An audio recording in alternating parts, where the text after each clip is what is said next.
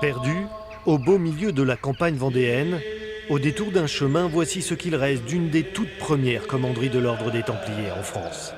Son histoire est ancienne, unique même, puisqu'il nous faut remonter à sa construction en 1130.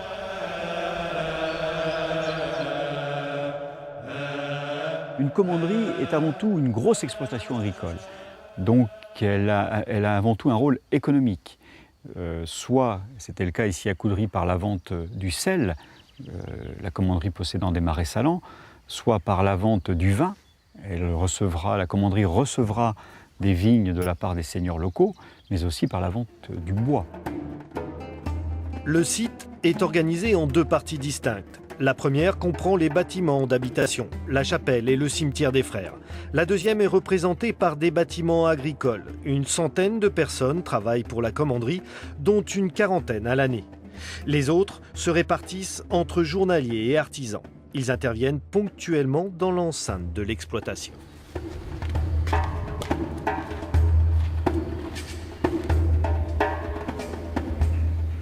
En cette fin du XIIe siècle, les chapelles templières d'une grande simplicité sont recouvertes de fresques. C'est là que les frères viennent, selon les articles de la règle et de l'ordre, réciter les 7 offices du jour et l'office de la nuit.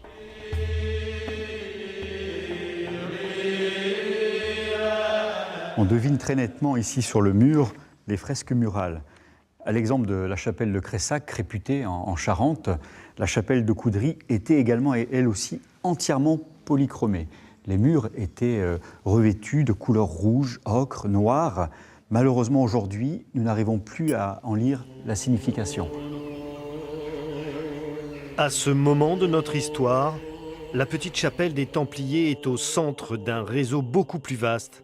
Son cartulaire et ses censiers, pierre de voûte de cette organisation, se trouvent à Poitiers, sur le territoire de l'ancien prieuré d'Aquitaine, très influent au Moyen-Âge.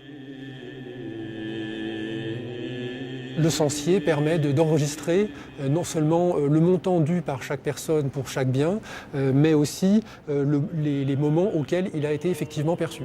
Puisque le cens, c'est la redevance que doivent payer les personnes qui bénéficient de biens appartenant à la commanderie.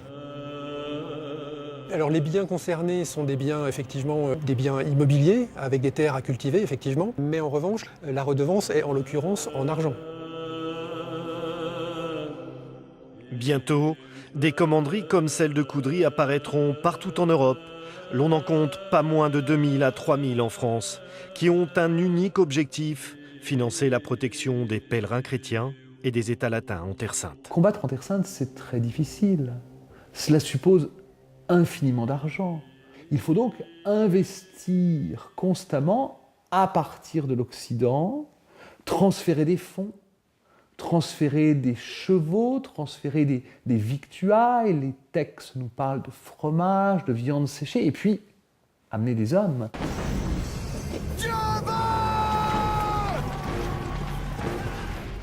Tout cela coûte énormément d'argent.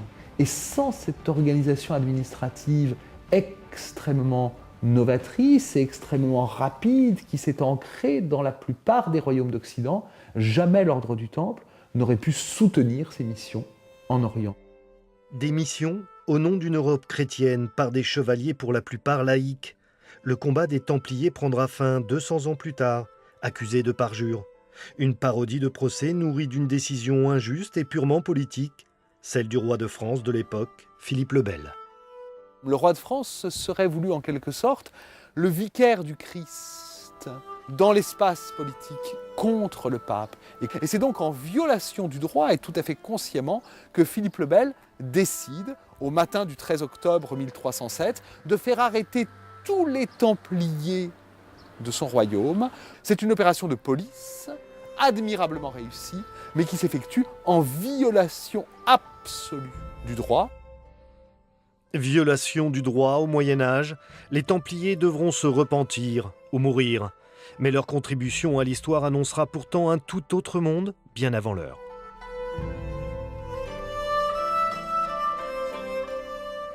Ils ont contribué à établir ce monde moderne qui va arriver, ces réformes, cette façon d'utiliser des terres, ces façons de rentabiliser, de pouvoir fournir tout ce qui est nécessaire à la vie quotidienne, protéger les métiers, mettre au point ces lettres de change qui permettent de circuler partout avec de l'argent. C'est vraiment quelque chose qui est complètement novateur. Et ça, tout ça, c'est le début du monde moderne. L'actualité nous rappelle sans cesse notre histoire. Une citadelle réputée imprenable depuis le temps des croisades est tenue par les rebelles depuis juillet 2011. Un enjeu important, prendre le château fort. De cette petite chapelle de Coudry, au monde d'aujourd'hui, pas moins de 900 ans nous séparent. Ce qui se joue au Moyen-Âge ici, dans cette commanderie, c'est un peu la place de ce que sera la France en Europe. Son poids économique, sa force militaire et sa diplomatie au Moyen-Orient. Aujourd'hui, que sont devenus ces Templiers que l'on appelait les pauvres chevaliers du Christ? Certains reposent en paix ici et oubliés de tous dans ce petit cimetière de la Chapelle-Témère en Vendée.